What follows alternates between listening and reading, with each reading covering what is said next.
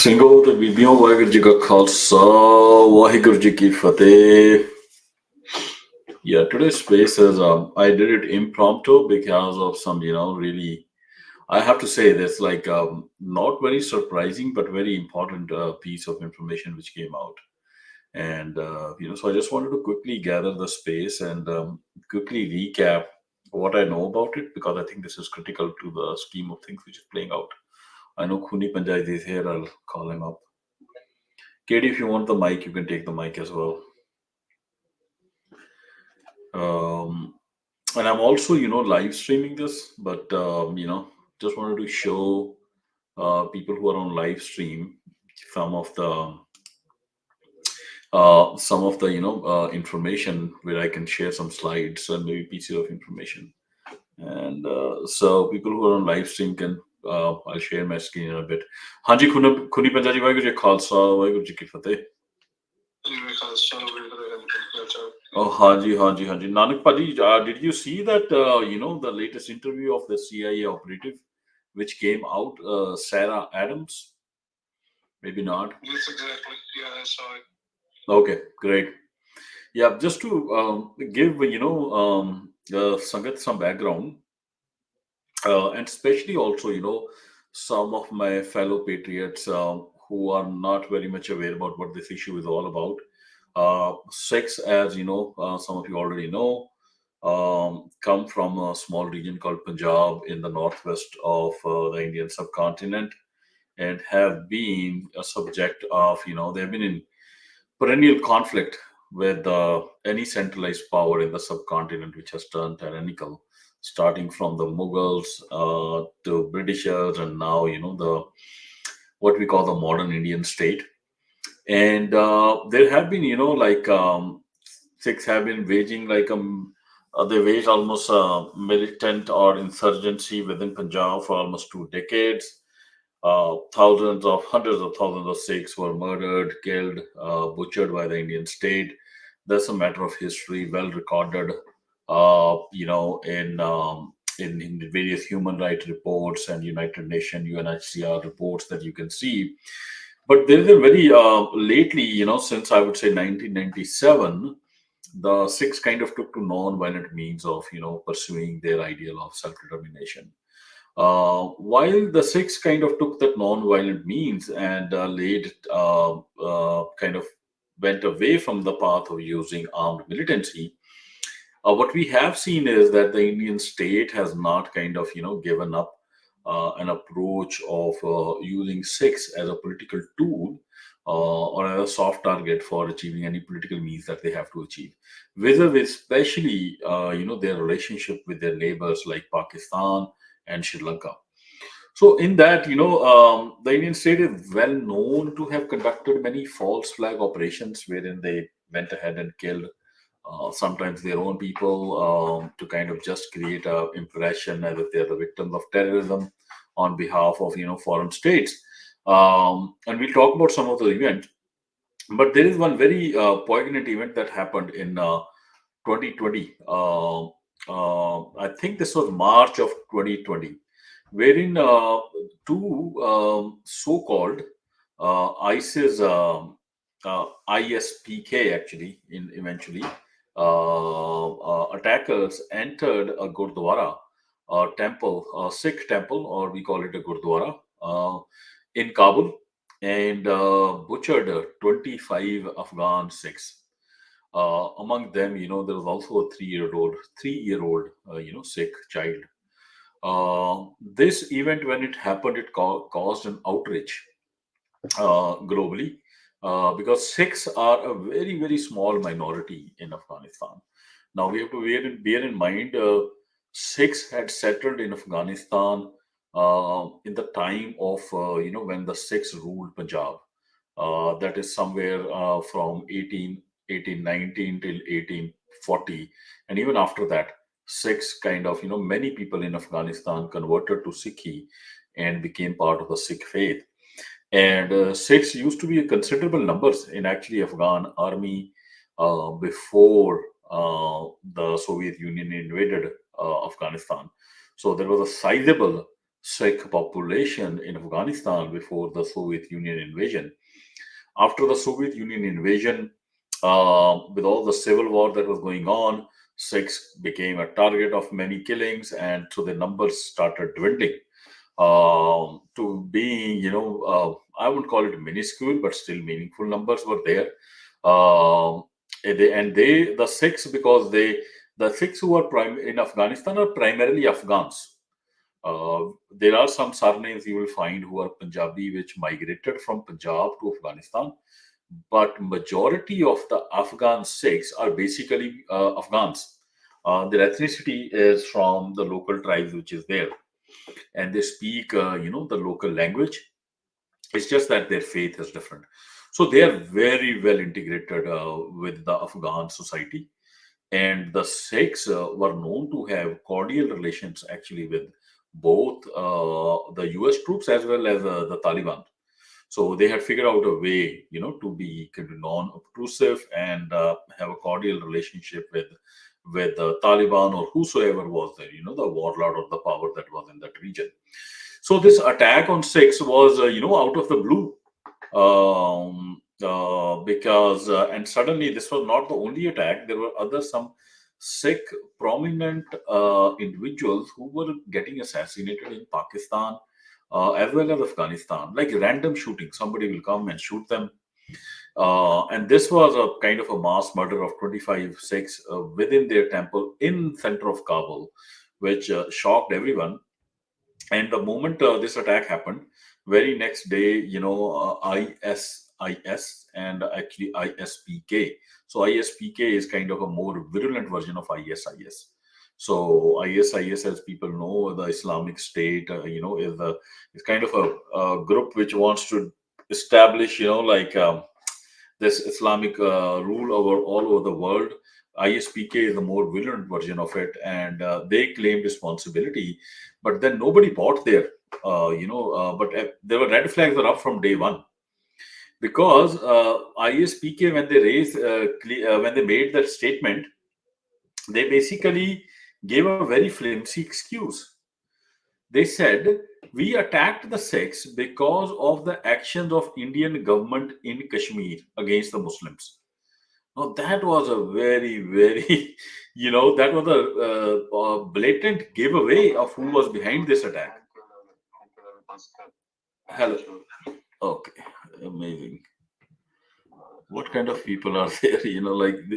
I don't know, like this Indian nationalists. Whenever I give them a mic, they come here and they like, I don't know, is their parvarish hai? What is the problem? Just a second, Ajit Bhaji. Please do not give mic to anyone while we are doing the presentation.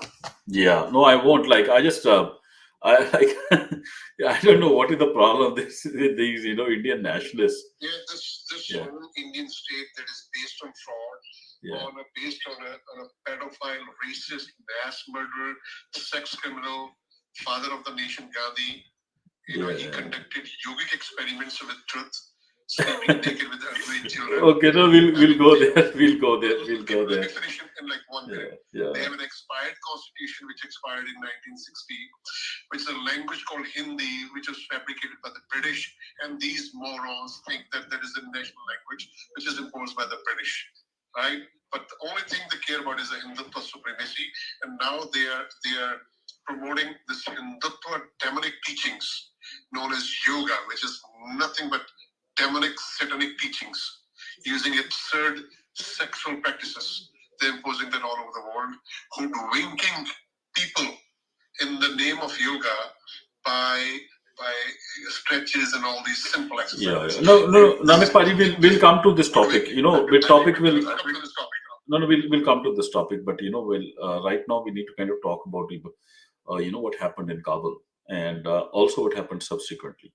So I just want to make sure we remain. So some others, listeners joined. So I was just recapping that this attack which happened on 25th of March 2020, in which 25 Sikhs were butchered, including a 3-year-old child.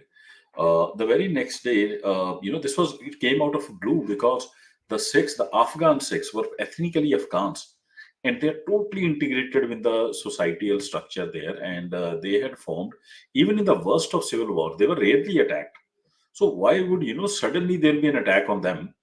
And out of the blue, and they have deep relationships with Taliban as well as the US troops. They were the one group which was friendly to everyone. So who will have a motive of attacking and killing Sikhs was, the immediate question. And the next day, when ISPK claimed the responsibility, and they basically gave the reason why they attacked, it was a dead giveaway of who was behind it.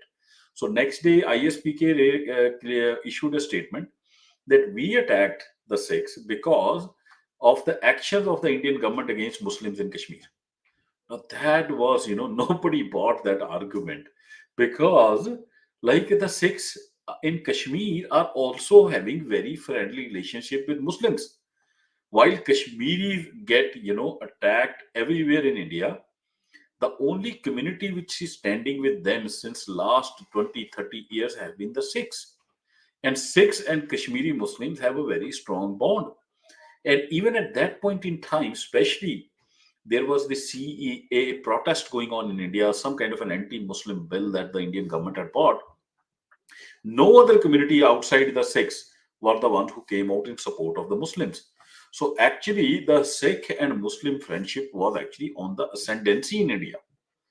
And suddenly, we have this, attack happen in Kabul, wherein, this, and people who did the attack, they were also two people who were Indian nationals. Both of them were Indian citizens from Kerala. And these two Indian citizens were known to be an operative and in touch with India's R&AW agency. And I will talk about that, why we know that. So these two Indian citizens attack Sikhs in Kabul, claiming we are attacking them because of the persecution of Muslims by Indian government. Just doesn't make sense. It is absurd. Because if anything, these two people should know that the Sikhs were the only community which is standing with Muslims in India, especially after the CEA protest. Why would they attack the Sikhs? So, so nobody bought that argument from day one. There were always, fingers raised, and fingers raised, especially because these Keralite people, these two Indian nationalists were Keralites, and they were trained by a group which was led by a Sri Lankan Buddhist, a Sri Lankan Muslim. His name is Zehran Hashmi. Now, who is Zehran Hashmi? Zehran Hashmi, as things came out, was basically a creation of Sri Lankan and Indian intelligence services. It was well known.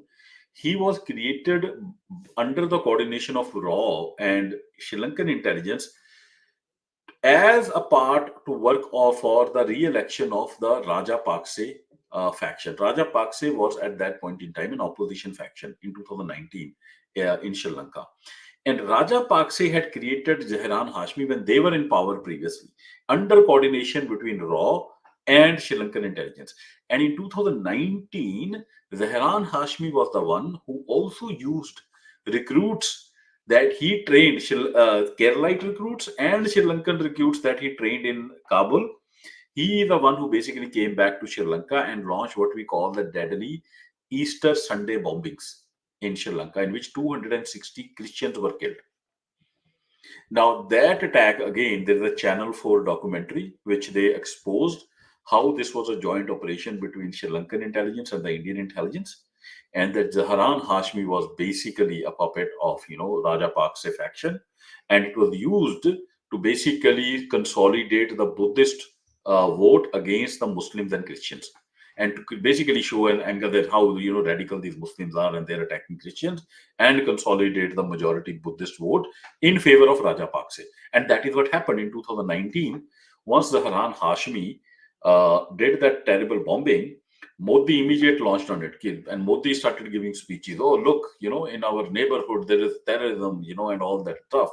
And Raja Pakse immediately made it a national security issue and he won the election. And immediately after winning the election, Raja Pakse, the first country he visits is India, and he gets a $500 million credit line from India for fighting terrorism. India has never given any credit line to any country for fighting terrorism, but here is $500 million they gave to Raja Pakse for fighting terrorism. And then we saw like this whole faction which is trained by Jehran Hashmi of South Indian Muslim youth. He was basically the ringleader of that whole youth which were going from India and Sri Lanka to Afghanistan, and getting trained there and fighting for ISPK. We see them kind of launching this attack against the Sikhs. Now, there, if they already, there were like a rumor, okay, who is behind these attacks? So all this is going on. That's fine. We still can't be, 100% sure that, there's strong inference that, why would there's strong motive with the Indian intelligence. They have links with the people who did this. But then what happened was, that we had attacks on Sikhs increasing. And these were random attacks. Like a prominent Sikh will get shot in the market. Then we will have some Sikh dissidents who are getting shot. Sikh dissidents who were, residing in Pakistan. They were no longer waging any militant struggle, but they were just there because they couldn't come back to India. And they were getting shot. And then many Kashmiri dissidents were getting shot. And, Modi was, claiming on the stage of the world that, look, हम घर में घुस के मारेंगे, like we will go into the house of the enemy and then kill people that we don't like. As part of that killing, there are other murders that happen in Western nations as well. There is this youth called Avatar Singh Khanda, young man who was poisoned to death in UK, which is now widely believed that it was an intelligence operation.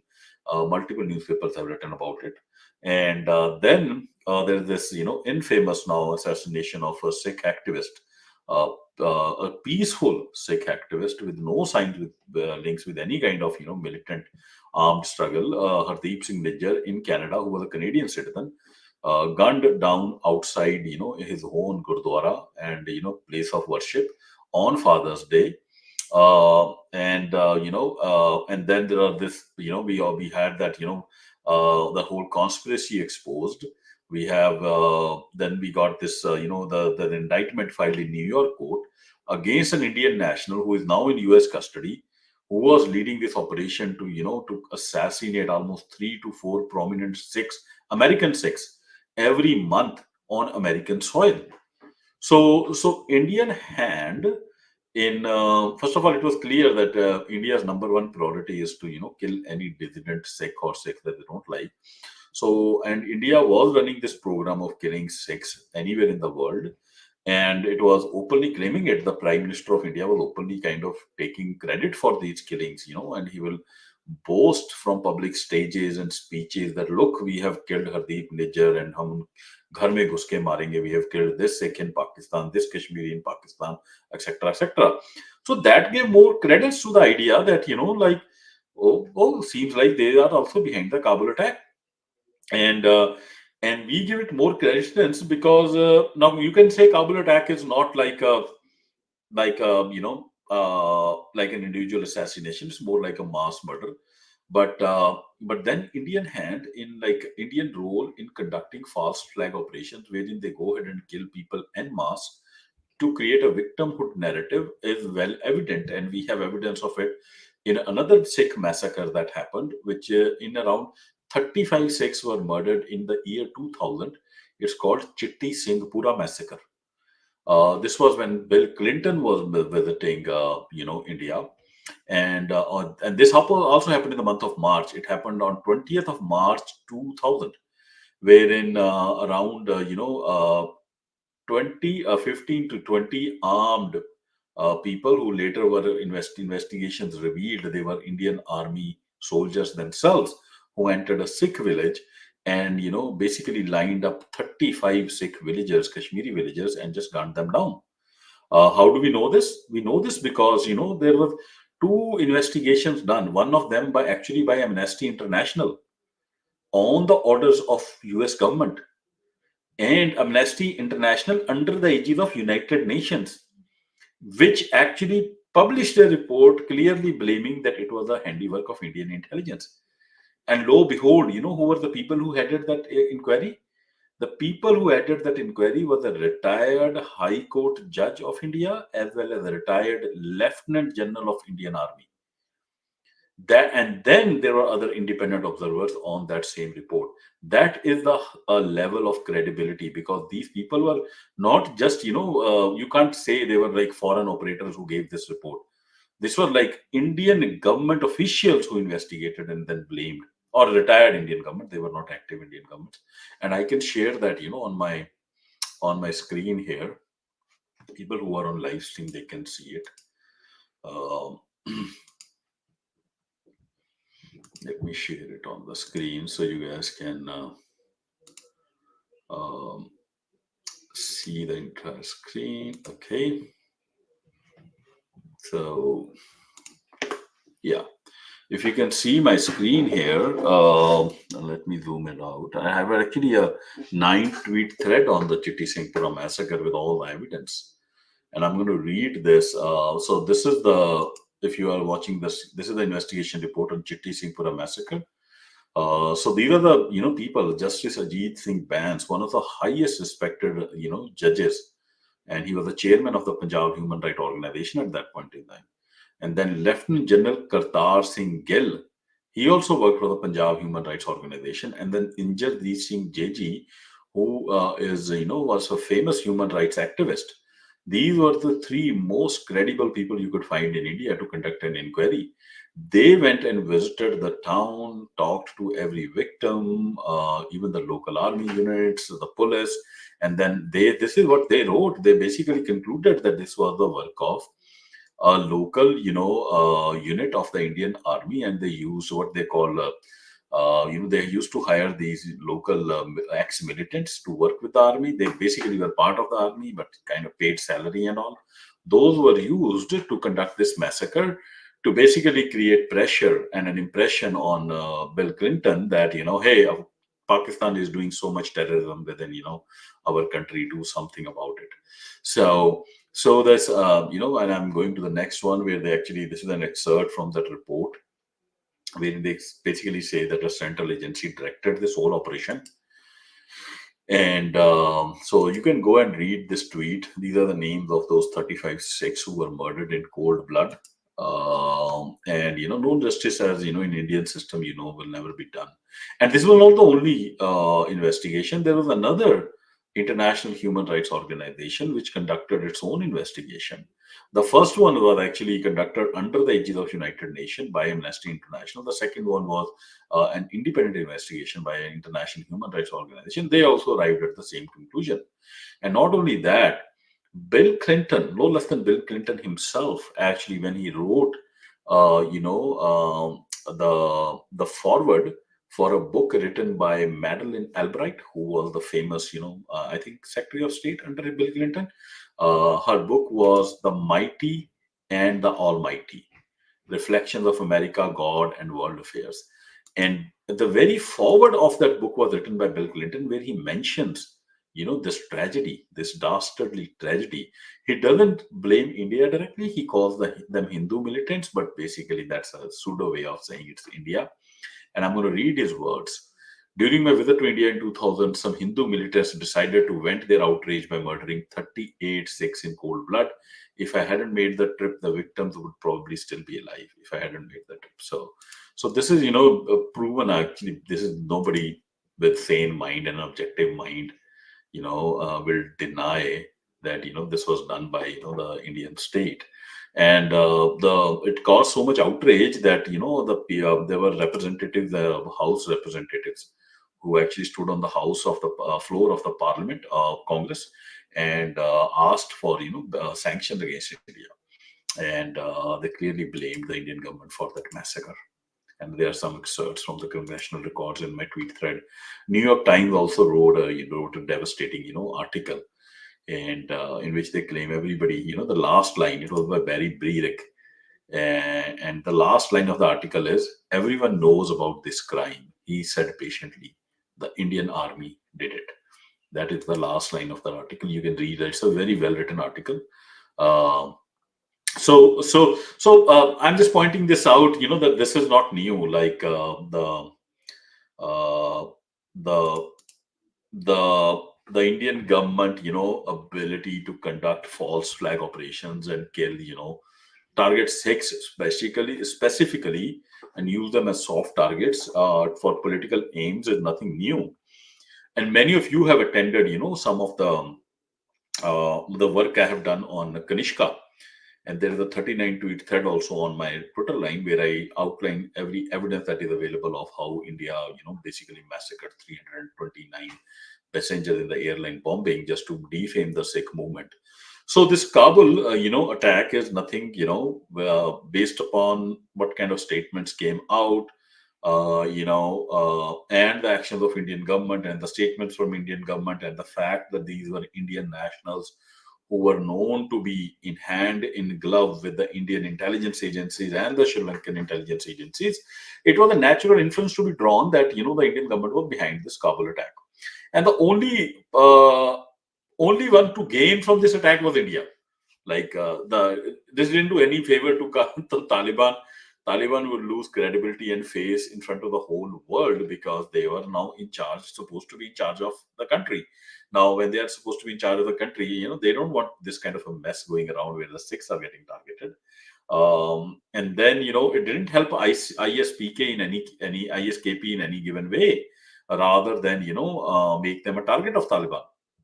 So, so the only one to gain from that act was the Indian government, because the Indian government then milked that act, to say, look, Sikhs are being murdered here and there, and so it was very evident. But it is now the kind of, the more evidence is coming out that, it was now, till now we were just making inferences based on what we know, the track record, and how things panned out and who were the attackers. But now, the latest, and there was also a Guardian article actually which came out in April, that India was behind, using Taliban elements and paying, a lot of money to these renegade elements within Afghanistan to conduct terrorist acts and to target Sikhs globally, not just in Pakistan and Afghanistan. But now we have a CIA operative confirming this, no less than a CIA operative. And I assume no CIA operative just can make such a public statement, without clearance. So I don't know what is the logic why they made this statement. But there's no less than Sarah Adams, and I just saw that video. And let me play that video for you guys if I can. Yeah, let's not play, but I can just, paraphrase. Basically, this video I saw yesterday, and in which she is basically saying that when she figured out during her work that the Indian government had paid $10 million to the head of the this terrorist organization Harkatul Mujahideen, and they were basically using them as hired guns to do targeted killings of Kashmiris and Sikhs who were in Pakistan or Afghanistan. That was her claim. And so that kind of is now takes the the thing to a different level. Now we have CIA coming out and confirming that India is kind of behind many of these Sikh killings. Now she did not, given she did not mention specifically the Kabul attack, But that need not be mentioned. The fact that Indian government is paying these people to conduct the killings of Sikhs, I think is good enough in my books, at least, given the track record of Indian government. So with that, I think it's a very important revelation which has come out. Sikhs, whether they are wherever. And no, the sad part of this was, before I talk about that, look at this sinister way the Indian government used it. They murdered the Sikhs, and then they made those Sikhs to migrate to India, and then they clicked these pictures of those Sikhs coming, poor Sikhs, escaping Afghanistan, coming to refuge to India, and then used it as a PR tool, and to kind of say to Sikhs, look, we are your saviors. What a dastardly act! What a dastardly act! And I know one inside story about how India made sure that the Afghan Sikhs are also not given shelter in the Western countries, and they are forced to return to India. I have an inside take on that, which I will share during the discussion once we have some speakers come up. Um but I think this is an important piece of information which has come out. Sikh Sangat, uh, we should get together and discuss it, and think about our future, and think about our relationship with this such a dastardly state which is out for the blood of Sikhs. And with that, I will open it up for question, and I will share some more tidbits, of what I know about what happened during the Afghan evacuation of Sikhs. So Sikhs were basically, due to this attack, the Sikhs were also forced to leave Afghanistan, and there are a lot of things that Indian government played dirty in that evacuation process, and we'll talk about that. Now Karnveer is here. Karnveer, take the speaker, brother. We need young Sikhs from diaspora to step up, and ਸਾਡੀਆਂ ਭੈਣਾਂ KD Coin, they are, they spend considerable amount of their time um, to kind of take on this dastardly Indian state, ਤੇ ਆਪਣਾ ਮੁੰਡਿਆਂ ਨੂੰ ਵੀ ਕੁਝ ਕਰਨਾ ਚਾਹੀਦਾ। ਤੇ ਕਰਨ ਵੀ ਆ ਜਾਂਦਾ ਆ, ਬਸ ਇੱਥੇ ਥੱਲੇ ਥੱਲੇ ਗਾਇਬ ਹੋ ਜਾਂਦਾ, ਤੇ ਸ਼ਰਮਾਉਂਦਾ ਬਹੁਤ ਆ ਬੋਲਣ ਤੋਂ, ਪਤਾ ਨਹੀਂ ਕੀ ਚੱਕਰ ਹੈ। Similarly also here. Yeah, I'm going to read, there's this book also which came out. This book was written by, I think, Harbhajan Pinder and Peter Frederick. The name of the book is Kite Fights, The Proxy Wars Behind Kabul Gurdwara Massacre, in which Peter and Harbhajan Pinder detailed the evidence of Indian hand behind the Kabul Gurdwara attack. But I find the last two or three paragraphs of this book very poignant, and I want to read it out for you people, because many of you are actually, the diaspora is actually doing it. So this is what the last three paragraphs say. Historically, Sikhs are just as much at risk in India as they are in Afghanistan. As a religion founded in the Punjab, they will, of course, always be linked to that land. Yet the Punjab is now split by the India-Pakistan border. Sikhs, however, are not the property of any single country, and the community grows stronger as it spreads transnationally. The diaspora offers hope. Punjabi Sikhs have a thriving diaspora that has flourished without the authoritarian constraints of the South Asian governments. By putting down roots in free countries in the West, they have refused to be used as political pawns. Of course, not all of South Asia's persecuted minorities have the opportunity to emigrate, nor in a peaceful world should circumstances warrant it. After all, the most tragic reason for a South Asian to migrate to the West is because they are forced to flee oppression. The duty falls on those who have found lives of success and even luxury abroad to reach out and lift up those lowest of the low in South Asia, to plead their cause, and to extend egalitarian support to all South Asian communities struggling for liberty. The world has mostly stood by as a silent spectator while the largest democracy falls to fascist forces. Sikhs abroad must use their resources to bring accountability to India by organizing in the free world. They cannot look to outside forces to save them, but must take personal responsibility to protect their own safety and interests, as well as those of the lowest of the low who are trodden down. Raising a voice for the marginalized requires insights into their ground realities, however, as well as into the nature of the modern world. As oppression continues, the information age and the transformative power of social media have pushed us to a point where independent, critical, skeptical thinking is one of the most crucial tools of survival. The spirit of propaganda is stronger than ever. Official narratives, ideologies, and authorities must all pass interrogation to be deemed trustworthy and true. Suspicion of the powerful is a virtue of the age. This is a very apt, ending that they gave to this book. But I wanted to discuss. I know Bajwa will be aage apna. Let's invite him to the. Let's open it up for discussion. Anybody has anything to contribute about this, dastardly tragedy or terror act? Haji Khuni Panjali. Yeah, just be very careful who you pick for asking questions. हाँ हाँ नहीं now I'll be careful. अब अपने known ने ਜਿਹੜੇ ਬਾਜਵਾ ਭਾਜੀ ਆਪਣੇ known ਨੇ ਕੋਈ ਚੱਕਰ ਨਹੀਂ ਸਾਰੇ ਆਪਣੇ ਹੁਣ ਤਾਂ known ਹੀ ਨੇ ਤੇ like that the I don't know what is the right word for that idiot who came and just tried to disrupt. Um, if anybody has any question or they want to contribute, they can.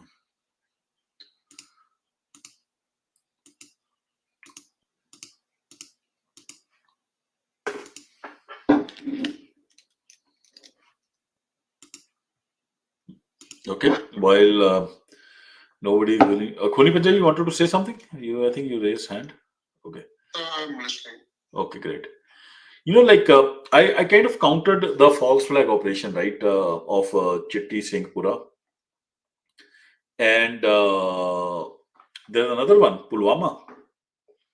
No less than the governor of that state, who's part of the Indian system. He has alleged, this was inside done. And of all my, objective seniors in the Indian army, who I know personally, nobody believes that this was not done by the Indian agencies. Everybody believes this was an inside job done by India's nefarious IB. And so Pulwama, you'd name Pulwama in a Chitti Singhpura, Kanishka. We have enough evidence how India did it. There's another one. Like these are the ones that we know of. Okay, the ones that we don't know of, is an unlimited list. But let me give you another one that we know of. In 1987, there were, there were a lot of rocket-propelled grenades, RPGs, and AK-47s and ammunition in crates, which came from a flight from Kabul to Delhi airport and was caught by the Delhi customs because they checked the crates. And when they checked the crates, what happened was, and this is a BBC report, okay, and was also broken in Guardian by this another newspaper reporter. His name is Dhiren Bhagat. So what happened was that when these crates were caught, there was a guy in suit and tie who came, who claimed he is a raw officer, and that they have to release these crates. And he gave proper identification, and the airport authority perforce had to release all these RPGs and AK-47s and all this ammunition. Immediately after this was released, within months of it, there was an RPG attacked on a police station. Whether it was the same RPG, you make your guess. RPG attack in Punjab on a police station, which was used then as an excuse by the Rajiv Gandhi government to suspend the constitution and put a martial law in Punjab. It is under that law that all the killings of, the judiciary was suspended, all your fundamental rights were suspended, and say Punjabi Sikhs youth were picked up and killed left, right, and center. And that excuse was created by the weapons that were transported by, from Kabul. And why they needed from Kabul? Because they were always wanted to show, look, these weapons are coming from, Pakistan and all these countries. But they were actually imported by RAW and then handed over to their agent provocateurs within the Sikh movement to do an act which will give Rajiv an excuse than to be. And Rajiv basically used that RPG attack to say, look, we are in a war. They have these kind of weapons, which are, have weapons of war. Like we cannot just use normal law and order. And he suspended, and so the constitution was suspended within Punjab, and for Punjab specifically, martial law was imposed where you had no rights. So that's why you couldn't get any hearing in any court. The police could pick, kill, murder, torture anyone.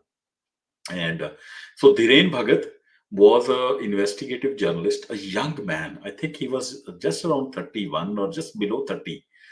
But he was a very charismatic journalist. He broke this news and it caused ripples. And within 1 year, he basically was murdered, killed in a road accident. Nobody knows who was behind that road accident. I call it a murder. It's a very suspicious circumstances, and so he was taken down by Indian agencies for breaking that news report. So that is how dirty this Indian intelligence play has been, and world has unfortunately allowed India to get away with it. It's a very sad thing. And as I said, the more the world, if the world thinks, the Western powers think that India is only going to go after Sikhs and not come after the freedoms of Americans and Canadians, so they are fools. They are living in fool's paradise. Very soon, the moment India gains any degree of economic heft, they will show their true colors to the West. And that list will not just have Hardeep Singh Nijjar and saying it will have Joe Biden's son's name also tomorrow. And so it's important for the Western powers to realize that India is their biggest and gravest national security threat as on date. Hanji, sovereign soil ji. ਹਾਂਜੀ ਜਗਜੀਤ ਭਾਜੀ ਜੀ ਗੁਰੂ ਫਤਿਹ ਸਾਹਿਬ Guru Fateh ji, very Khalsa वाਹਿਗुਰੂ ਫਤਿਹ। ਮੈਂ ਬਸ ਇਹੀ ਕਰਨਾ ਸੀ ਕਿ ਤੁਸੀਂ ਆਪਣਾ ਹਿੰਮਤ ਕਰਕੇ ਦਾ ਵੀ ਐਡ ਕਰ ਲਓ ਜਿਹੜਾ ਇਹਨਾਂ ਦਾ ਮੁੰਬਈ ਅਟੈਕ ਹੋਇਆ ਇਹਨਾਂ ਦਾ ਆਪਣਾ ਕਰਾਇਆ ਹੋਇਆ ਸੀਗਾ ਇਹਦੇ ਐਵੀਡੈਂਸ ਆਪਾਂ ਨੂੰ ਹੁਣ ਕਿਉਂ ਹਿੰਮਤ ਕਰਕੇ ਰਹੇਗਾ ਤੁਸੀਂ ਪੜ੍ਹਦੇ ਹੋ ਸਾਰੇ ਮਿਲ ਜਾਂਦੇ ਇਹ ਵੀ ਐਡ ਨਾਲ ਹੀ ਕਰਿਆ ਜੀ thank you Yeah, no, one day I'm going to read that book. I have not read it. That's why I don't quote it. But ਜਿਹੜੇ ਬਾਕੀ ਨੇ these things like the the the RPG attack within Punjab, smuggling arms within Punjab. Smuggling ਕਰਕੇ ਅਫਗਾਨਿਸਤਾਨ ਤੋਂ ਸਾਰਾ ਮੰਗਵਾਇਆ ਸੀ ਇਹਨਾਂ ਨੇ airport ਤੇ ਡਿਟੈਕਟ ਵੀ ਹੋ ਗਿਆ ਸੀ ਪਰ ਉਹਨਾਂ ਦੀ ਅੰਦਰ ਮਿਲੀ ਭੁਗਤ ਸੀ ਉਹੀ ਸਾਰਾ ਕੁਝ ਛੁਪਾੜੇ ਹੋਇਆ I will pull up this I'll pull up that report, and I'll also pull up the because I'm live streaming and I can live stream that Dhiren Bhagat report as well. The title was Rajiv's Spies Are Smuggling Arms into Punjab, something like that. And let me pull that up. Yeah, here is that 1988 article. This, and within 1 year of that, Dhiren Bhagat was murdered. And let me share my screen here.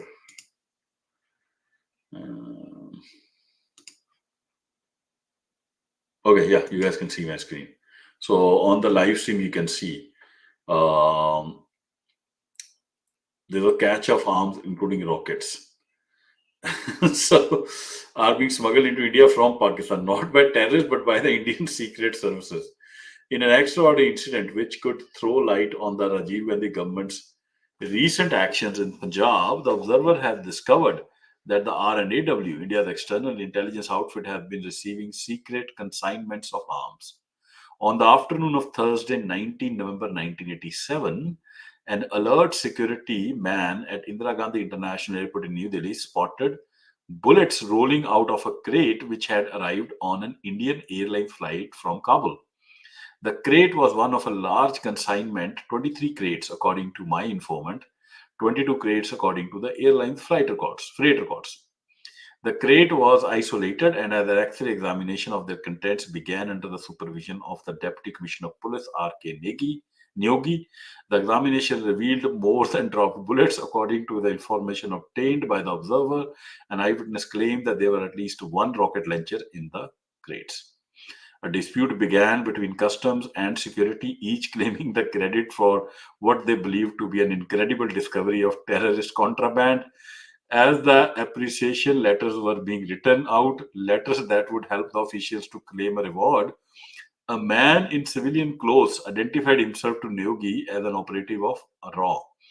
He claimed this was government property and was whipped away the crates before Neogi security men could open them and make an inventory of the contents. According to the freight records, these crates were collected from the cargo warehouse the following day. The crates bore two addresses. The sender's address was given Director General Communications, Pol E Bagh Hi Anomi, Kabul. The consignment was addressed to Director General Communications, Sanchar Bhavan, New Delhi. Okay. Acha, okay. On 21st March, the obvious destination would be Punjab. 2 months later, after the consignment arrived, midday, a New Delhi newspaper carried a story based almost certainly on a tip from intelligence sources that Sikh terrorists now possess rockets and rocket launchers. On 21st March, nearly 2 months after Midday's story appeared, the first rockets went off in the Punjab. The target was the Central Reserve Police Force post in the Vivekanand Temple on the outskirts of Fagwada. Ballistic experts confirmed that the rockets were of Soviet manufacture. The Fagwada episode occurred at 11 p.m. on 21st March.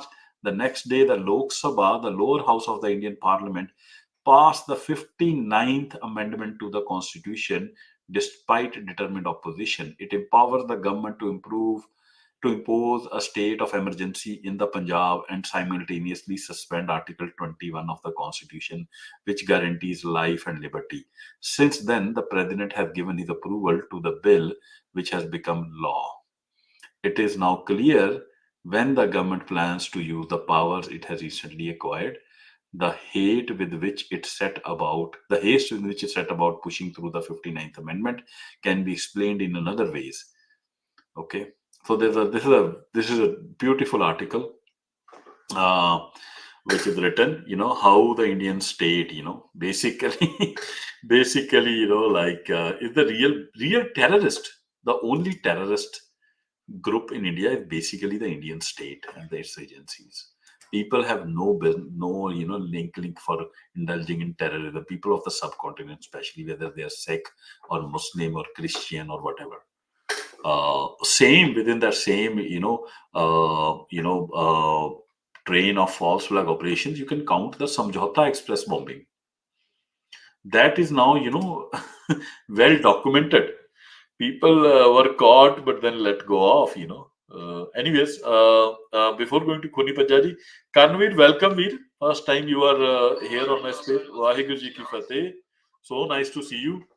And Sanu young mundiਆਂ we need the young diaspora youth to pick up the struggles and take on this attack on the Panth. And I'm glad you are here. ਬਿਲਕੁਲ big fan ਜੀ। ਨਹੀਂ fan ਨਹੀਂ ਬਣਨਾ, ਹੁਣ ਤੁਸੀਂ ਅੱਗੇ ਵਧਣਾ ਸਾਰਿਆਂ ਨੇ, ਠੀਕ ਆ। ਆਪਣੀ ਆ ਕੋਇਨ ਹੈਗੀ ਆ, ਫੈਨ ਆਪਾਂ ਕਿਸੇ ਦੇ ਨਹੀਂ ਬਣਨਾ। ਆਪਾਂ ਕੰਮ ਕਰਨਾ, ਕੰਮ ਬਹੁਤ ਆ। We need to counter this, you are well aware. The Indian state is the Indian state is it is basically ਉਹਨਾਂ ਨੇ ਸਹੁੰ ਖਾ ਲਈ ਆ ਕਿ ਅਸੀਂ ਹੁਣ we are going to assimilate the Sikhs and attack them wherever they are. So it is on us to now respond and get together.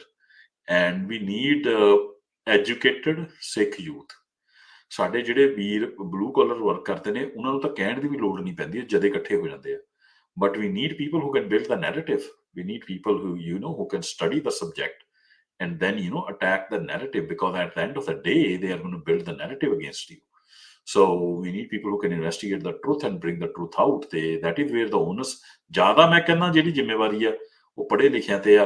ਤੇ ਜਿਹੜੇ ਪੜ੍ਹੇ ਲਿਖੇ ਆ ਉਹ ਡਰਦੇ ਬਹੁਤ ਆ। ਮੈਂ ਦੇਖਿਆ ਉਹਨਾਂ ਨੂੰ 100 ਉਹਨਾਂ ਦੀ ਇਨਸਿਕਿਉਰਿਟੀ ਹੈ। ਕੀ ਇਨਸਿਕਿਉਰਿਟੀ ਆਪਾਂ ਨੂੰ ਵੈਸਟ 'ਚ ਰਹਿ ਕੇ ਨਾ, ਆਪ ਵੀ ਤੁਸੀਂ ਆਉਣਾ ਆ ਤੇ ਨਾਲ ਹੋਰ ਇਕੱਠੇ ਕਰਨੇ ਬੱਚੇ ਤੇ ਸਾਰਿਆਂ ਨੂੰ ਕਾਫੀ ਲੋਕ ਡਰਦੇ ਨੇ ਕਿ ਇੰਡੀਆ ਗਵਰਨਮੈਂਟ ਨੇ ਵੀਜ਼ਾ ਡਿਨਾਈ ਕਰ ਦੇਣੇ। ਕਰ ਦੇਣ ਤੇ ਵੀਜ਼ਾ ਡਿਨਾਈ ਯਾਰ ਆਪਾਂ ਮੱਥੇ ਸਿਰ 'ਚ ਮਾਰਨਾ, ਵੀਜ਼ਾ ਧਰਮ ਹੀ ਨਹੀਂ ਰਹਿਣਾ ਤੇ ਵੀਜ਼ੇ ਅਸੀਂ ਆਂਡੇ ਲੈਣੇ ਤੇ ਕਹਿੰਦੇ ਕਰ ਲੈਂਦੇ ਵੀਜ਼ਾ ਡਿਨਾਈ। ਮੈਨੂੰ ਬੜੇ ਲੋਕ ਕਹਿੰਦੇ ਯਾਰ ਤੈਨੂੰ ਫਿਰ ਵੜਨੇ ਦੇਣਗੇ। ਮੈਂ ਕਿਹਾ ਨਾ ਵੜਨ ਦੇ, ਠੀਕ ਆ। ਅਸੀਂ ਆਪਣੀ ਜ਼ਮੀਨ ਆਜ਼ਾਦ ਕਰਾ ਲੈਣੀ ਤੇ ਫਿਰ ਆਪਾਂ ਚੌੜੇ ਹੋ ਕੇ ਜਾਵਾਂਗੇ। ਗੁਲਾਮ ਸਿਰ ਝੁਕਾ ਕੇ ਬਣਨ ਤੋਂ ਜ਼ਿਆਦਾ ਵਧੀਆ ਤਾਂ ਸਿਰ ਕਟਾ ਲਿਆ ਜਾਵੇ। ਠੀਕ ਹੈ ਨਾ। ਤੇ ਇਹ ਤਾਂ ਮੈਂ ਤਾਂ ਇਸ ਗੱਲ ਨੂੰ ਮੰਨਦਾ, ਤੇ ਬਾਕੀ ਜਿਹਨੇ ਭਾਈ ਸਿਰ ਝੁਕਾ ਕੇ ਇੰਡੀਆ ਜਾਣਾ ਤੇ ਜਾਵੇ, ਤੇ ਕੋਈ ਫਰਕ ਨਹੀਂ ਪੈਂਦਾ ਜੇ 10 ਸਾਲ ਅਸੀਂ ਇੰਡੀਆ ਨਹੀਂ ਜਾਵਾਂਗੇ। ਪਰ ਜੇ 10 ਸਾਲ ਚ if we get together, we're going to take out this, tyrannical regime and its control and occupation of Punjab. Khalistan ਤੇ ਇੱਥੇ ਬਣ ਜਾਣਾ ਅਮਰੀਕਾ ਚ। ਨਹੀਂ, ਖਾਲਿਸਤਾਨ ਤਾਂ ਉਹ ਨਹੀਂ ਹੈਗਾ, ਬਟ ਖਾਲਿਸਤਾਨ ਉੱਥੇ ਹੀ ਬਣੂਗਾ, ਪੰਜਾਬ 'ਚ ਹੀ ਬਣੂਗਾ। Punjab will be freed of Indian occupation, and you will see the Indian state is working overtime to ensure that. ਹਨਾ। ਤੇ ਆਪਣਾ what are you doing nowadays? I saw you joined the police or something. ਹਾਂਜੀ ਮੈਂ ਅੱਛਾ on person stop ਕਰਦਾ। ਉਹ very good. ਔਰ ਬਹੁਤ ਖੁਸ਼ੀ ਹੁੰਦੀ ਆ ਜਦ ਆਪਣੇ ਬੱਚੇ ਵੀ see them wearing the uniform ਨਾ। It's a matter of pride, ਹਨਾ। ਤੇ ਸਾਨੂੰ it comes naturally to us ਨਾ। ਕਹਿੰਦਾ how are you feeling on the job? This is your first job, I believe. ਹਾਂਜੀ it's a good job. ਹਰ ਦੂਜਾ ਦਿਨ ਕੁਛ ਹੋਰ ਪੰਗਾ ਪੈ ਜਾਂਦਾ, but it's stressful a good experience. stressful ਲੋਕੀ ਕੁਛ ਕਹਿੰਦੇ ਨਹੀਂ, ਸਿਰਫ ਆਪਣੇ ਬੰਦੇ ਹੀ ਕੰਮ ਖਰਾਬ ਕਰ ਦਿੰਦੇ, but it's a good job. Did you get extra respect due to your turban? So ਜਦੋਂ ਤੁਸੀਂ ਆਪਣੀ ਵਰਦੀ ਪਾਉਂਦੇ ਹੋ, ਲੋਕ ਆਮ ਗੋਰੇ ਸੇ ਵਰਦੀ ਨੂੰ ਦੇਖਦੇ ਨੇ, ਕੋਈ ਦੇਖਦੇ ਨਹੀਂ ਪੱਗ ਬਾਰੇ ਤੇ ਕੁਛ ਕਹਿੰਦੇ ਨਹੀਂ, ਸਿਰਫ ਵਰਦੀ ਦੇਖ ਕੇ। But I know they'll never show that, but they notice, right?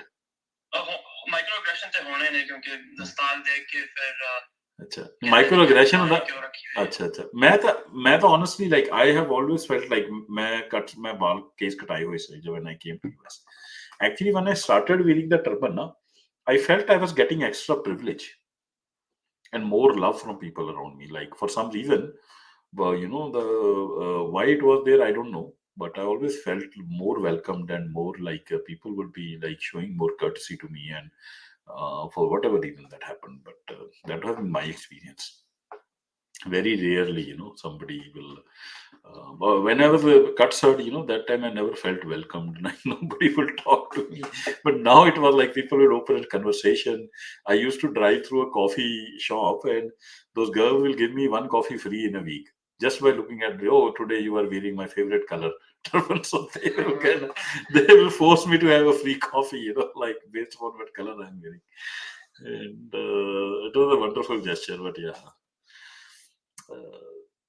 Khuni Banjari, you were trying to say something. Apna sovereign, Khuni Banjari, you were trying to say something. Sorry, I interrupted you.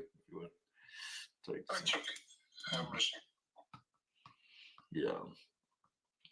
So this is, I think it's very important to kind of highlight these dirty games that these intelligence agencies are playing, especially using Sikhs and targeting Sikhs. And COM has to become aware of these dirty tactics. And my fear is, why was India like trying to spy on airport security in Australia? That should raise our red flags. What business was where recently that Channel 4 documentary came out where they confirmed that 4 Indian spies were expelled, and they were Indian government consulate officials, and some of them were actually they had successfully infiltrated the local police department in one area. They had successfully hired politicians, had politicians on their payroll as well as journalists, and they were trying to inquire about airport security. And this airline-based terrorism is a speciality of Indian government. They are known for all these, fake hijacks and bombing aircraft and airlines. So I probably they are world class in this, honestly. And so they are trying to, they were caught spying on trying to figure out, what's going on the airport security is a matter of concern.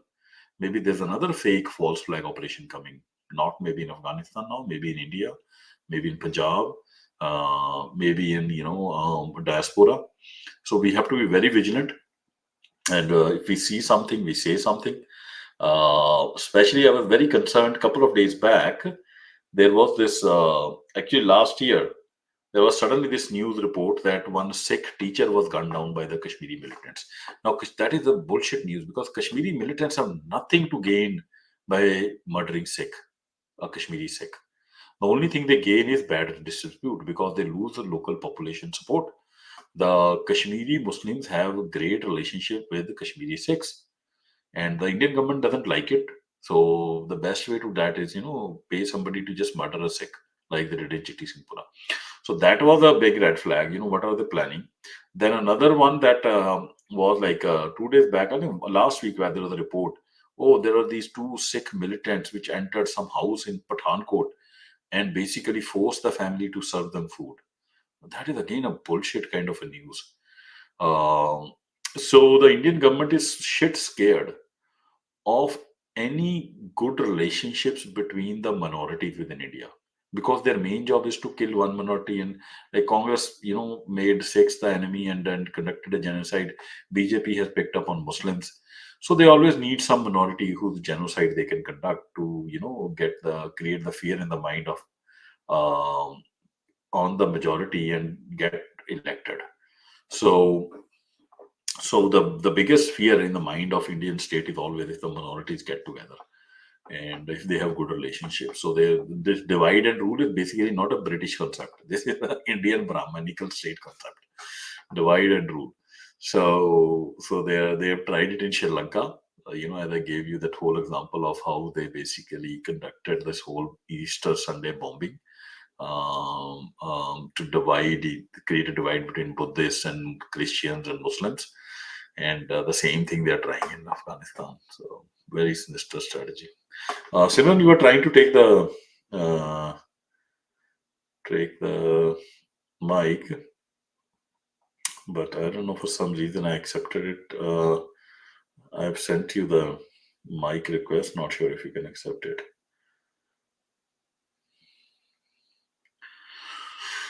Okay ਹਾਂਜੀ ਦੁਆਬਾ ਜੀ ਕੋਈ ਹੋਰ ਗੱਲਬਾਤ ਕਰਨੀ ਤੇ ਫਿਰ ਨਹੀਂ ਆਪਾਂ ਚੱਲੀਏ ਮੈਕ ਸਟੀਲ ਨੇ ਵੀ ਲੈਣਾ ਸੀ anybody wants to contribute anything else? Yeah, it wasn't working. Waheguru ji Ki Fateh. So do you think, Sarah Adams, the video she made, the CIA official on the 10 million thing, do you think this campaign against Harjeet Sajjan was in anticipation to soften the blow on bad news? So they could use Sikhs to be attacked in the media first and desensitize that real news? Yeah, that could be there. Yeah, I didn't think about it, but that could be there. That whole thing about Harjeet Sajjan, and that reminds me, you brought up a good topic, Simran. Before we discuss Harjeet Sajjan, I'll give you some inside scoop, okay? One army officer who was in Afghanistan, who was actively working on evacuating Afghan informants, American citizens, and Canadian citizens, and all other nationality citizens. This is his words. This is what he told me. He told me that the Sikhs, there were around 200 something, 300 odd Sikhs, okay? And if you remember that night, when the Americans were leaving, the whole airport was surrounded by people who wanted to get into the airport so they can catch any flight or any aircraft and get out of the country. He said one of the things that they tried to do was, now they were controlling the whole gate and they had their operatives out. He was US Special Forces, so he said our operatives were out in that crowd, identifying the people who were the most vulnerable and bringing them inside the gate. And he said we bought all the Sikhs inside the gate first, and there were 200 odd something Sikhs who were bought in. And now when they were inside, the Sikhs were given an opportunity to go to any country, Canada, and also America, because it was not very difficult at that point in time. They were just giving, anybody could get on that plane. But the Indian government intervened, and the Indian government said nothing doing. The Sikhs and Hindus will only come to India. So the Canadian sources said, let them give a choice. They can go to wherever they want, and we can't force them to go to a specific country. So then what the Sikh Indian government did was, and this is that officer who told me, He said the people who were in the Sikh families who were about to be evacuated, they would have, nobody wanted to go to India. Okay, nobody would be foolish enough to board the plane to India. He said what happened was that the Sikhs, they had their family members already in India. Somebody was staying in Delhi, somebody was in Punjab. They started receiving phone calls from their family members that their family members were being threatened by Indian police officials and intelligence officials that if your relatives decide to go to Canada or to America, then their stay within India, it will not be good for them. So basically, they started using their relatives in India and started threatening them with dire consequences if the Afghan Sikhs choose to go on the plane to Canada or America. So then he said that the Sikh family basically said, we have no option. We can't put our, loved ones in danger. Some of them have their kids also in India. So they basically then, under coercion, they took that aircraft to India. And when they came to India, you saw all that picture, they show all that picture of, look, these Sikhs, ਉਹਨਾਂ ਦੇ ਸਿਰ ਤੇ suit ਔਰ ਮਹਾਰਾ ਦਾ ਉਹਨਾਂ ਨੇ ਸਰੂਪ ਚੱਕਿਆ ਹੋਇਆ. And they clicked those pictures to show Sikhs and look at these poor Sikhs. We have bought them, saved them. Now these idiots don't realize that the actual shame is on them, the Indian state. When Sikhs were having power and they were ruling Punjab, that is the time when hundreds of thousands of Sikhs settled up till Kabul or even beyond that. Today, when these bloody cowards have power in Delhi, everybody from there is getting persecuted and sent back to Delhi, and sometimes by their own acts. So it's just, so they don't realize, they're by clicking those pictures, getting that false bravado and sense of having done something, and poor Sikhs doesn't help. These idiots are now headed towards slavery again. That's what they are doing. And very soon, this whole Khitta will be enslaved by the forces from outside. So unless, the Sikhs get their sovereignty. So that's the reality. Karnveer, anything you want to add? Any question you have on this? Any input? ਮੈਂ ਪੁੱਛਣਾ ਸੀ article 25 ਬਾਰੇ ਉਹਦਾ ਹਾਲ ਕੀ ਕਰ what can we do about Article 25 in India, because all the constitution saga, and I'm not sure if you're aware of that the Indian government basically considers Sikh, any minority faith aside, they're considered technically Hindus underneath the constitution. Yeah.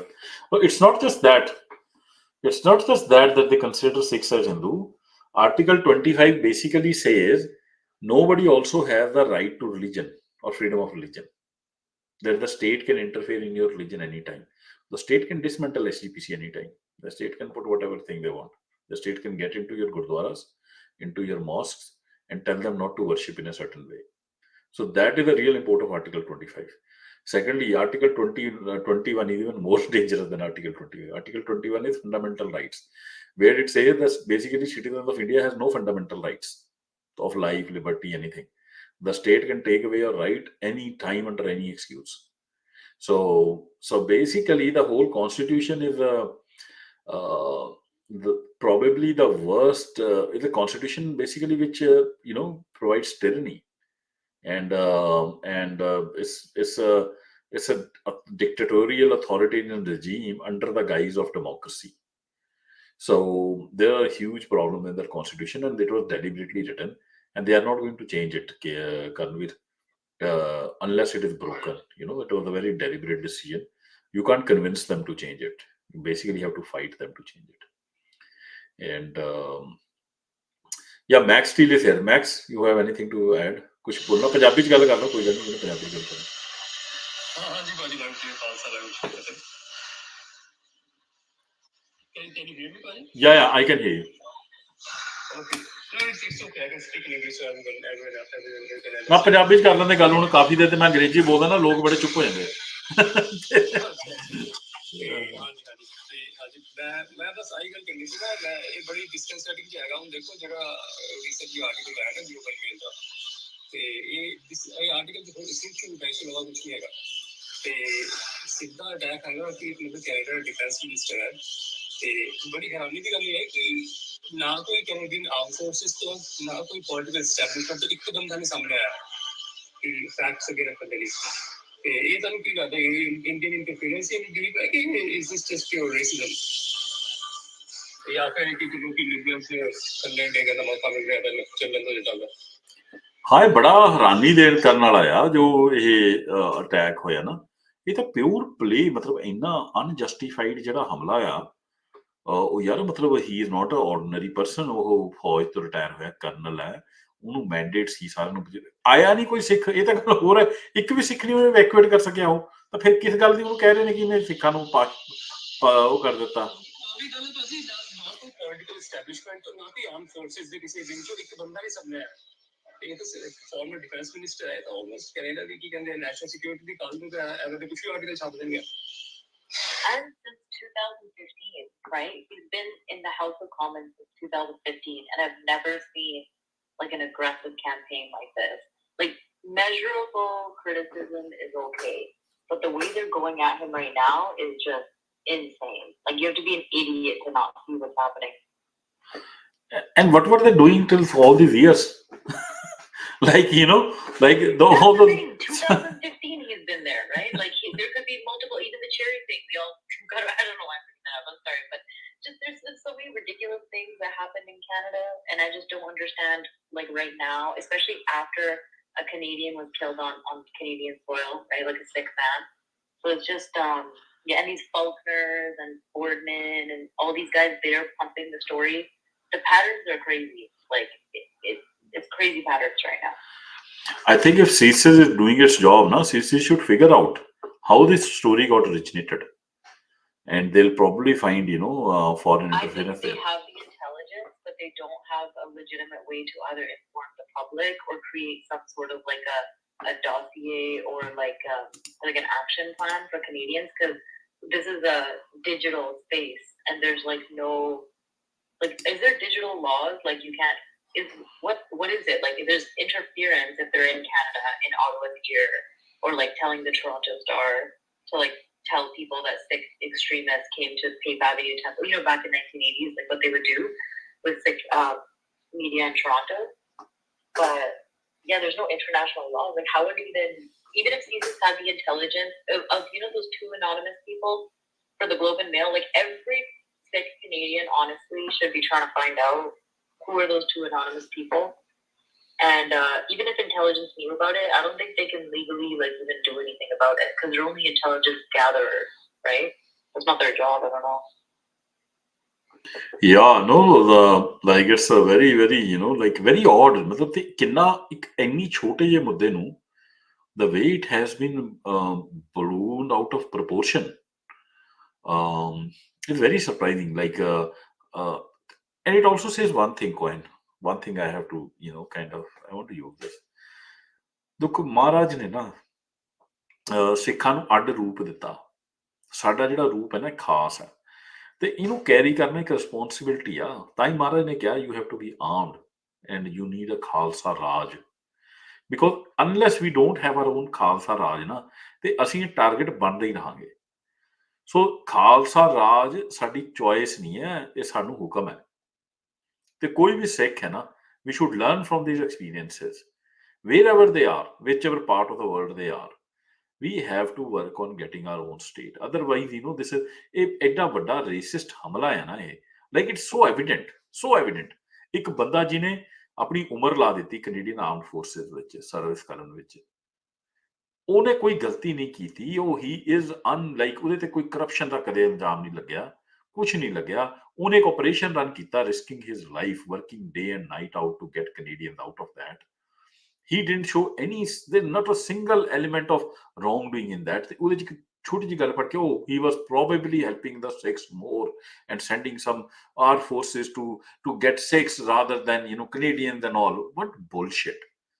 And they're not even known as, but like they're not even like Khalsa Sikhs, like they're Afghan Sikhs, right? Like, I don't know if they've like initiated themselves into the Khalsa. Okay, but also I wanted to say, like, they what's it called? Oh my god, I just zoned out. Sorry, I'll remember in a second. Keep going. Yeah, no, it's a way. It should be wake up call for Sikhs. Oh, I Yeah. remember. So there's only how many is only 200 Afghan Hindus and Sikhs that they extradited, right? It was only 200. Whereas No one came to Canada. All went to India. India forced them to come to India. Okay, so either way, it's just 200 people. Like in Canada itself, like we have the capacity. Like we take in a lot of people and spend a lot of money on people that these quote unquote racists don't want in this country. No, they bought 40,000 Muslims. They bought 40,000 Muslims. Yeah, what's up with that? Like, Yeah, what's up with that? Like nobody's talking about that, but everybody's talking about non-existent Sikh immigrants. Like no Sikh came to Canada as part of that program. It's just the absurdity of this all is amazing. ਇੱਕ ਹੋਰ ਐਬਜ਼ਰਵ ਕਰਨਾ ਦੇਖੋ ਆਪਾਂ ਇਹਨਾਂ Muslims ਦਾ ਇਹਨਾਂ ਕਰਦੇ ਆ ਕਿ ਚਲੋ ਕਿ ਹਾਂ ਉਹਨਾਂ ਦਾ ਸੋਲਿਡੈਰਿਟੀ ਸ਼ੋ ਕਰੀਏ ਆਪਣੀ ਬੰਦੇ ਬੜਾ ਪੈਲਸਟੀਨ ਕੌਸ ਵੀ ਬੜਾ ਕਰਦੇ ਆ ਜੋ ਕਰਨ ਦੀ ਲੋੜ ਹੈਗੀ ਵੈਸੇ ਤੇ ਦੇਖੋ ਇੱਕ ਕੋਈ ਮੁਸਲਮਾਨ ਜਿਹੜਾ ਹੈ ਨਾ ਸਾਹਮਣੇ ਨਹੀਂ ਆਇਆ ਉਹ ਸੋਲਿਡੈਰਿਟੀ ਦਿਖਾਉਣ ਲਈ ਸਾਡੇ ਨਾਲ ਹਾਂ ਨਹੀਂ ਠੀਕ ਹੈ ਕੋਈ ਗੱਲ ਨਹੀਂ that's okay ਅਸੀਂ ਆਪਣਾ ਧਰਮ ਨਹੀਂ ਛੱਡ ਸਕਦੇ if something is wrong we'll keep seeing it's wrong we'll keep a note of it but as I said like this is the first time I have the first example of systemic racism I have found in Canada or West is Kanishka and I'm using the word systemic racism because there can always be like random the racist her society च साडी society किन्नी racism जात पात ये वो is full of racism but ਜਿਹੜਾ systemic racism ਹੈ that's a totally different thing ਤੇ ਉਹ ਜਿਹੜੀ systemic racism the the only first example I found was the Kanishka bombing it was not it was never picked up by the Canadian media in the way they should have and there was never any pressure on the Canadian politicians to basically hold India accountable due to which India got away and this is the second example I'm seeing systemic racism. Like there are 40,000 Muslim Afghans who were brought in. Nobody's talking about them. Why 40,000 Muslims have been brought into the country, but they are talking about hanging this guy for some kind of a non-existent Sikh immigrants. No Sikh came as part of that program. They were not. They had to go to India. So saying like oh he was giving favors to Sikhs. So what if he was giving such a big favor? That favor was like so feeble that nobody even got a favor. What value is that favor? Okay, so it's just bullshit. So two things. I think we need to understand like were the two anonymous information givers coming from the House of Commons or was it like an Indian operation or psyop? Also, Harji, remember before, earlier when you started, you were talking about the Australian airport, said that there was agents at the Australian airport? Yeah. Okay, so just to outline another pattern, do you remember in like 1971 when like Jagjit Singh Jahan came to America? Yeah. There was 15 agents that tailed him at that airport. I can't remember which airport he came to, but it was in America somewhere. Yeah. So like look at the pattern of like they have been around. That's 1971. You know what I mean? Like now we're in 2024 and they're tailing people in the Australian airport. So like why are they everywhere? The biggest thing is like the RSS has 60,000 fucking excuse my language, but 60,000 fucking branches. I don't even think America, the leader of the free world, has like 60,000 branches. They just need 60 to assert their power. People will not fuck with that. But why does the RSS have like 60 branches extending all over the world? And so like that's obviously not the same thing as raw agents, but like it's all kind of mixed up. So I don't know what you think about that. Yeah, no. Like I think 90% of India's intelligence agencies' focus is basically Sikhs, the 1.5% minority. And it says something about the Sikh other than the Indian state. Oh, inna darde, and they should be fearful. They're rightfully fearful. Okay, they should be fearful because Sikhi is incompatible with Indian nationalism. So I totally understand their fear because the Indian nationalism is about but integrity and unity and territorial integrity of India at any cost, no morality, nothing. Just leave all morality. You can rape, murder, kill, but keep the territorial integrity of India. And Sikhi is the exact opposite. We live by principles of humanity, justice, equality, and individual sovereignty. And we don't care about like territorial integrity and this and that. We are not worshippers of state. We are worshippers of human values. So that way we are incompatible. So So they fear it, unless Sikhs assimilate and Sikhs en masse say, yes, we are Indian. Yeah, we are going to give up and make our Sikhi values subservient to the territorial and unity and integrity of India. That we will also go and garland mass murderers and rapists and those people who conduct genocide and give them, garlands and mithai when they come out of the jail. Unless we say that, till the time we are incompatible with the idea of Indian nationalism. They also extradited cats and dogs. So I didn't know Sikhs' lives were more worthless than cats and dogs. But this is the golden mail. Extradited what? Extradited what? Cats and dogs. Like bow bow meow meow. ਕੁੱਤੇ ਤੇ ਬਿੱਲੀਆਂ ਕਿਹਨਾਂ ਨੇ ਕਦੇ extradite? They think Oh, acha, odro. Acha, हाँ. No, there's a lot of background noise, Max. Yeah. Yeah, Max Steel. I don't know if you're in the gym or something. No, ਨਹੀਂ ਉਹ ਕਿਤੇ ਫੈਕਟਰੀ ਵਗੈਰਾ ਜਾਂ ਕਿਤੇ ਕੰਮ ਚੱਲਦਾ ਤੇ yeah, that's I have to read up that globe. Unfortunately, I have not read it. Just the out. I know, like ਉੱਥੇ ਕੀ ਹੋਇਆ ਆ ਉੱਥੇ ਇੰਨੇ ਬੰਦੇ ਇੰਨਾ ਵੱਡਾ ਆਪਰੇਸ਼ਨ ਹੋਇਆ ਉਹਦੇ ਵਿੱਚ ਹੋ ਸਕਦਾ ਆ ਕਿ ਵੀ ਉਹਨੇ ਸਿੱਖਾਂ ਨੂੰ 에ਅਰਪੋਰਟ ਦੇ ਅੰਦਰ ਬੁਲਵਾਇਆ ਹੋਵੇ ਕਿਉਂਕਿ US ਫੋਰਸ ਸਪੈਸ਼ਲ ਫੋਰਸਿਸ ਦੇ ਤੇ ਕੈਨੇਡੀਅਨ ਸਪੈਸ਼ਲ ਫੋਰਸਿਸ ਦੇ ਬੰਦੇ ਬਾਹਰ ਜਾ ਕੇ they were trying to get whosoever they was vulnerable ਜਿਹਦੇ ਵਿੱਚ they had a whole list Canadian citizens, Canadian permanent residents, and then Afghan interpreters, and then Sikhs and Hindus. ਤੇ ਉਹਨੇ ਕਿਹਾ ਹੋਣਾ ਕਿ ਭਾਈ ਇਹ ਸਿੱਖਾਂ ਨੂੰ ਵੀ ਲਿਆਓ ਤੇ ਉਹ ਸਾਰੇ ਸਿੱਖ 에ਅਰਪੋਰਟ ਦੇ ਅੰਦਰ ਆਏ ਨੇ ਉਹਦੇ ਵਿੱਚ ਕੋਈ ਕ੍ਰਾਈਮ ਥੋੜੀ ਹੋ ਗਿਆ ਤੇ he was doing his job ਤੇ ਉਸ ਨੂੰ ਬਹਾਨਾ ਬਣਾ ਲੈਣਾ ਬਹਾਨਾ ਸਿਰਫ ਇਸ ਲਈ ਬਣਿਆ because he is a Sikh. If he was not a Sikh, nobody could have raised this question. But this question is only raised because he is a Sikh. It's a totally racist attack. The issue that what I am really interested in is who is behind it. So I love to kind of, this could just be, Two anonymous sources. Is this not like, can Canadians not like do like some sort of a lawsuit, like the class action, like against journalists? Like, I don't know. I feel like Boz, Missile Corp space was on the other day, and Boz came in there, Jafarin, and he was just like, straight up, like, just wait and watch, guys. Like, something's coming. He didn't tell us what, but I think yeah. work really hard. Something will come. Like, there's no such thing, man. Global Mail is publishing something, na?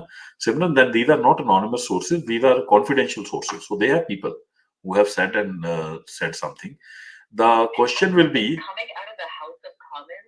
What a wild scandal for Canada. Nothing really happens in Canada. Yeah. But if those two people come out of the House of Commons, I hope they get fired.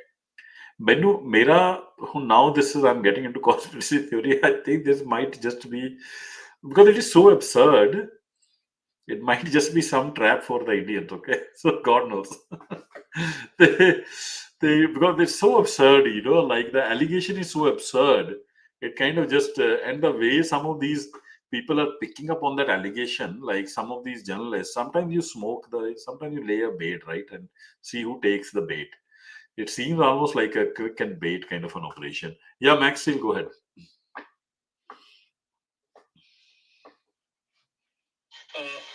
Is there still noise in the background? Thodi ji hegi hai, but you can talk. Okay, yeah, I just wanted to make a point. So this should also be a wake-up call for all the second, third, and fourth generation Canadians. So, I mean, you can be fourth or fifth generation here, but at the end of the day, you need Pakistan and these countries. I mean, whenever the time comes, they will pick on us. So, I mean, you can be it doesn't matter how loyal you are. In a way, you will always be an outsider. That's just my opinion. No, Max, you have hit the nail on the head. We have to take this lesson from the Kabul Gurdwara attack, from Chitti Singhpura, from ਹੁਣ ਕਈ ਲੋਕ ਕਹਿੰਦੇ ਨੇ operation blue star ਬਹੁਤ ਪਿੱਛੇ ਤਾਂ ਸੀ but those things have not changed. What caused it? Who caused it? Nothing has changed. Unless you say, I am a Hindu and I am an Indian nationalist, you give up your dharma, you cannot get out of this fight. That's the reality. ਤੇ ਜਿੰਨਾ ਮਰਜ਼ੀ ਤੁਸੀਂ ਆਪਣੇ ਆਪ ਨੂੰ busy ਕਰ ਲਓ ਇੱਧਰ ਉੱਧਰ they will bring this fight to your door.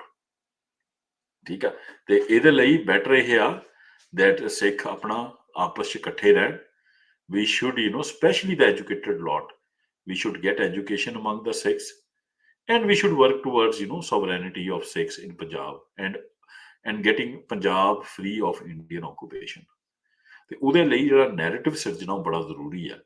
ਤੇ ਉਹਦੇ ਲਈ ਜਿਹੜੇ ਪੜ੍ਹੇ ਲਿਖੇ ਆਪਣੇ ਬੱਚੇ ਆ ਜਿਹੜੇ ਡਾਇਸਪੋਰਾ ਦੇ, ਸਭ ਤੋਂ ਜ਼ਿਆਦਾ ਰਿਸਪੌਂਸਿਬਿਲਿਟੀ ਤੁਹਾਡੇ ਮੋਢਿਆਂ ਤੇ ਹੈ, ਸਭ ਤੋਂ ਜ਼ਿਆਦਾ। Because the youth in Punjab, they are so indentured in that slavery. What do you expect from them? They are surrounded by brainwashing, all time, 100 times a day. They are being browbeaten by the state, by their Bollywood media, by their Punjabi media and everything. But diaspora has to act, okay, and in a positive way. ਹੁਣ ਇੱਥੇ ਵੀ ਆ ਰਿਹਾ, ਤੁਸੀਂ ਧਿਆਨ ਨਾਲ ਦੇਖੋ, ਤੁਹਾਡੇ ਜਿਹੜੇ ਇੱਥੇ ਮੈਂ ਜਦ ਆਇਆ ਸੀ 2013 ਚ, the media of diaspora, the Punjabi media at that time and today is very different. Today when I look up the Punjabi channel, ਉਹੀ ਜੋ ਇੰਡੀਆ ਦਾ ਗੰਦ ਹੈ, ਇੰਡੀਆ ਦਾ ਸਟੇਟ ਕੰਟਰੋਲਡ ਗੰਦ ਹੈ, ਉਹ ਇੱਥੇ ਵੀ ਦਿਖਾਇਆ ਜਾ ਰਿਹਾ ਤੁਹਾਨੂੰ ਵੀ ਸਿੱਖ ਤੋਂ ਪੰਜਾਬੀ ਬਣਾਉਣ ਦੀ ਕੋਸ਼ਿਸ਼ ਕੀਤੀ ਜਾ ਰਹੀ ਹੈ। ਤੇ ਇਹ we have to be very careful. We have to double down. We have to double down on our faith. We have to double down on our values. ਤੇ ਤਾਂ ਹੀ ਇਹ ਗੱਲ ਬਣੇਗੀ, ਤੇ ਨਹੀਂ ਤਾਂ ਇਹ ਕੋਈ ਫਾਇਦਾ ਨਹੀਂ ਹੈਗਾ। ਤੇ ਸਾਰਿਆਂ ਨੂੰ ਬੇਨਤੀ ਹੈ, ਮੈਂ ਤਾਂ ਹੋ ਗਿਆ ਡਬਲ ਡਾਊਨ, ਤੇ ਜਿਹਨੇ ਮੇਰੇ ਨਾਲ ਹੋਣਾ ਆ ਤੇ ਆ ਜਾਓ, ਤੇ ਆਪਾਂ ਇਹਦੀ ਜੜ ਪੱਟ ਕੇ ਸੁੱਟਾਂਗੇ ਇਹੋ ਜਿਹੀ ਕਿ ਅਗਲੇ 1000 ਸਾਲ ਤੱਕ ਉਹ ਜਮਨਾ ਦੇ ਇੱਧਰ ਦੇਖਣ ਦੀ ਜ਼ਰੂਰਤ ਨਹੀਂ ਕਰਨਗੇ। ਦੈਟ ਇਜ਼ ਦ ਸਟਰੈਂਥ ਜਿਹੜੀ ਮਹਾਰਾਜ ਨੇ ਸਾਨੂੰ ਦਿੱਤੀ ਹੈ, ਤੇ ਸਾਨੂੰ ਬਸ ਇਕੱਠੇ ਹੋਣ ਦੀ ਲੋੜ ਹੈ। ਤੇ ਐਨੀਵੇਜ਼ ਟਾਈਮ ਬਹੁਤ ਹੋ ਗਿਆ, ਕਿਉਂਕਿ ਕੱਲ ਸਵੇਰੇ ਉਹ ਜੋਕਰ ਦਾ ਉਹਨੇ ਵੇਟ ਲੈ ਲਈ ਮੇਰੀ, ਤੇ ਉਹਨੇ ਰੱਖ ਲਿਆ ਸਪੇਸ, ਤੇ ਕੱਲ ਮੈਂ ਉਹਦਾ ਸਪੇਸ ਵੀ ਸੁਣਨਾ ਆ, ਤੇ ਫਿਰ ਚੰਗੀ ਤਰ੍ਹਾਂ ਉਹਨੂੰ ਬੈਠ ਕੇ ਚੰਗੀ ਤਰ੍ਹਾਂ ਭੰਨਾਂਗੇ ਬਾਅਦ ਵਿੱਚ। ਤੁਸੀਂ ਸਾਰੇ ਜਾਣਦੇ ਹੀ ਹੋ ਕਿਹੜੇ ਸਪੇਸ ਦੀ ਗੱਲ ਕਰ ਰਹੇ।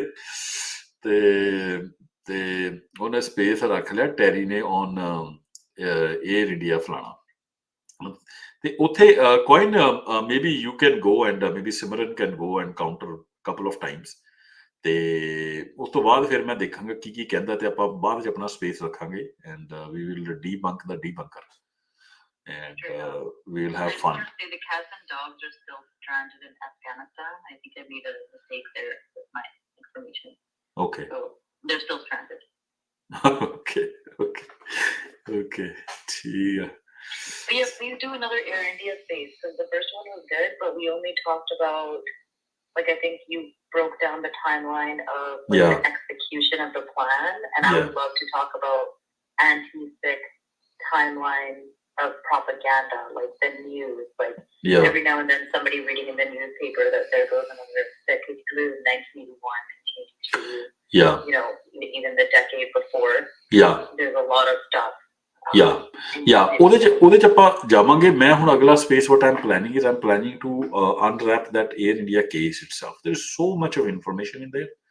I'm going to unwrap it, like who the conspirators were, how they got the bag, everything. Like we'll name everybody, because the evidence is there, and this guy Terry has been hiding it from people, and so it's important to unpack that case. So actually, looking at that, was it CBC that gave Terry his long leash that they let him bark off on? Because now, look at what Globe and Mail is doing. So CBC, they've probably been compromised. They've lent their ear to the Indian nationalists. Same with Globe and Mail, and how deep does that run, right? They're gonna have to correct themselves, even though he doesn't even work for them anymore.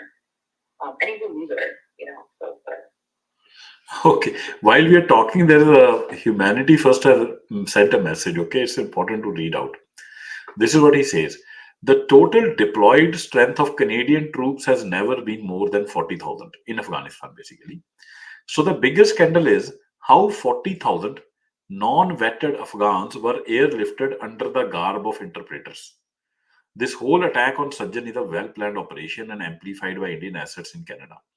Even graphics of Sajjan's family and WSO made by Government of India agents and put up by the Iranian sounding asset have been widely shared.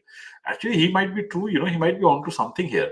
I think, there might be some kind of a scandal there, how these 40,000 people came in, and to kind of divert from there, they figured out a scapegoat.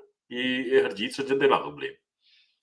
The reality could be something else, and so there's more to this story than Harjeet Sajjan and Sikhs. Okay, there's something there which we'll probably come to know in next couple of days. But yes, about Kanishka, I'm gonna do a Ooh, that's so suspenseful. yeah. Give us more. Tell us more. Come on. Yeah. I remember Humanity First. I don't know who this routed, but they used to give like very insightful, takes. I don't know who Yeah, this they're person- very nuanced. That you can't really tell like what their ideology is. So that's what is important about Sikhi righteousness, right? Yeah, That's like basically the like I like righteous people. That's so good.